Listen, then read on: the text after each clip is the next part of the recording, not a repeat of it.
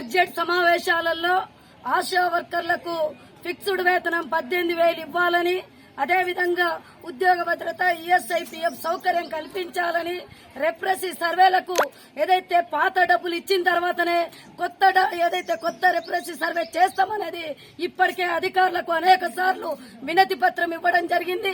ఇప్పటికే రెప్రెసివ్ సర్వే చేయాలని అధికారులు వేధిస్తా ఉన్నారు. ఇది వెంటనే మానుకోవాలనేదే సిఐటిగా డిమాండ్ చేస్తా ఉన్నాం.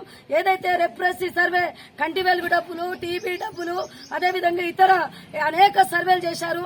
3 సంవత్సరాల కాలంలో ఈ సర్వే డబ్బులు రాలేవు.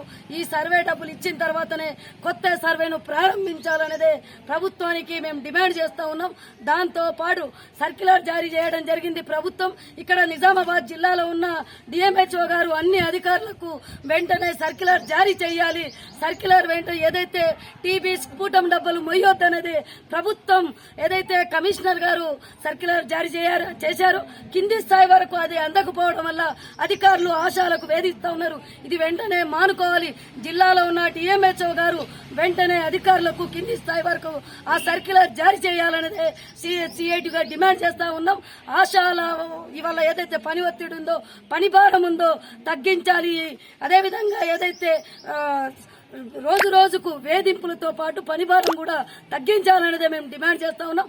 ప్రభుత్వం ఏదైతే సర్కార్ వచ్చిందో, మన కాంగ్రెస్ సర్కారు ఇవాళ ఇచ్చిన హామీని నిలబెట్టుకోకుంటే ఈ పోరాటాలను ఇంకా ఉధృతం చేస్తామని సిఐటిగా హెచ్చరిస్తా ఉన్నాను.